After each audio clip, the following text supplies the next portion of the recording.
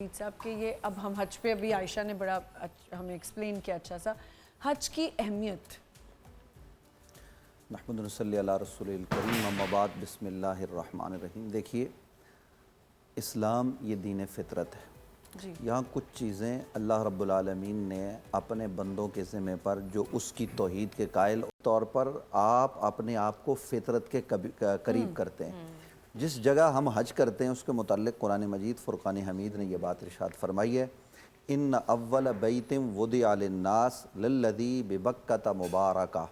جو اس زمین پر سب سے پہلا گھر یا سب سے پہلی جگہ اللہ رب العالمین نے ظاہر کی وہ مکہ مکرمہ ہے. اور یہ مکہ مکرمہ وہ ہے کہ جس کی اللہ رب العالمین قسم بھی ارشاد فرماتا ہے لا اقسم بہذا البلد وانت حل بہذا البلد، اس لیے کہ یہ نبی علیہ السلام کی ولادت کا شہر ہے. تو بنیادی طور پر حج کے معنی ہوتے ہیں قصد کرنے کے، ارادہ کرنے کے. تو ایک تو آپ اس کا یہ معنی کرتے ہیں کہ جب بھی کوئی آدمی اللہ کے گھر کی زیارت کے لیے ارادہ کرتا ہے، قصد کرتا ہے، وہاں جاتا ہے. اور دوسرا یہ کہ آدمی اپنے آپ کو اللہ کے سپرد کرتا ہے. وہ فطرت کے قریب ہوتا ہے، وہ ایک لباس میں ہوتا ہے. دیکھیے حج کے موقع پر لباس متعین ہے کہ یہ لباس آپ نے اختیار کرنا ہے، اور وہ انسلہ لباس ہوتا ہے، 2 کپڑوں پر مشتمل ہوتا ہے. تو یہ ہمیں آخرت کی یاد دلا رہا ہوتا ہے کہ اس موقع پر رنگ و نسل کے سارے بت توڑ دیے جاتے ہیں. خود نبی کریم صلی اللہ تعالیٰ علیہ وآلہ وسلم نے فرمایا آپ نے حجۃ الوداع کے خطبہ میں کہ آج کسی کالے کو گورے پر، کسی گورے کو کالے پر، کسی عربی کو اجمی پر کوئی فوقیت نہیں. اور وہ فوقیت تقویٰ کی بنیاد پر قرآن مجید فرقان حمید نے بھی یہی بات ارشاد فرمائی ہے.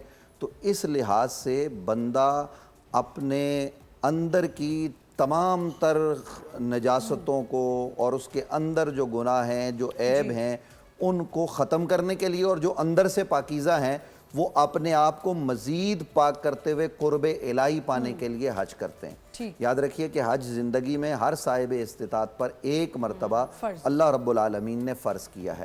اور صاحب استطاعت اس کی پوری تفصیل ہے کہ وہ کون ہے. تو اس حساب سے جو آدمی ہوگا اس کو حج کرنا چاہیے، اور اگر وہ حج نہیں کرتا تو وہ گناہگار ہوگا. اور ایک مرتبہ کر لیا صاحب استطاعت نے تو اس کے ذمہ سے حج ہو گیا. اب یہ جو حج ہے اس کے حج کے اندر ہمارے لیے کئی چیزیں پناہ ہیں، پوشیدہ ہیں کہ بندہ وہاں پہنچتا ہے تو اب دیکھیے کہ اللہ رب العالمین کی رحمت اسے پکار رہی ہوتی ہے، اس کو قریب کر رہی ہوتی ہے. نبی کریم صلی اللہ علیہ وآلہ وسلم نے جس طرح سے حج کے ارکان کو ادا کیا وہ اس طرح سے بجا لاتا ہے تمام تر چیزیں. اس میں جو ہے نا وہ مکہ مکرمہ کی زیارت سے لے کر پھر یوم عرفہ، وہاں یہ سارا اجتماع اور یہ تمام تر چیزیں، یہ تمام کی تمام تر چیزیں کیا ہیں بنیادی طور پر آپ دیکھیے. تو میں اس کو سمیٹتے ہوئے یہ بات عرض کروں گا کہ اللہ رب العالمین نے اس زمین پر اتر کر، چونکہ وہ حیۃ الحیۃ ہے، وہ غیب ہے، وہ صمد ہے، وہ بے نیاز ہے. یہ جو ہم کہتے ہیں نا یہ اللہ رب العالمین کا گھر ہے، مکہ میں حرم پاک ہے، کعبہ ہے، تو یاد رکھیے یہ کعبہ بڑی عظمت والا ہے، بڑی فضیلت والا ہے، لیکن اللہ یہاں رہتا نہیں. یہ بات ہمیں ظاہر رکھنی چاہیے. یہ اللہ کی تجلیات کا مرکز ہے، یہ اس کی رحمتوں اور برکتوں کا مرکز ضرور ہے، لیکن اللہ رب العالمین یہاں رہتا نہیں. اس مقام پر ہے کیا؟ اس مقام پر اس کی نشانیاں ہیں، اور ان نشانیوں کو ہم نے پیش نظر رکھنا ہے. اور وہ نشانیاں کس وجہ سے بنی کہ جہاں اللہ رب العالمین کے نیک بندے، اس کے نبی گزرے، جن راستوں پر اس کے نبی چلے ان راستوں پر چلنا، جہاں اس کے انبیاء کے مزارات بنے ان جگہوں کی حاضری دینا، بنیادی طور پر یہ حج ہے. اور اس کو بجا لانے والا حاجی کہلائے گا. تو اس حساب سے ہمیں چیزوں کو پیش نظر رکھنا چاہیے، اور آج کے لوگوں کو دیکھنا چاہیے کہ اللہ رب العالمین وہاں نہیں رہتا، اس نے اپنے بندوں کی جگہوں کی زیارت آپ کو کروائی ہے. تو جہاں اس کے بندے ہوتے ہیں وہاں رب کی رحمتیں نازل ہوتی ہیں، وہاں اس کی برکتیں نازل ہوتی ہیں.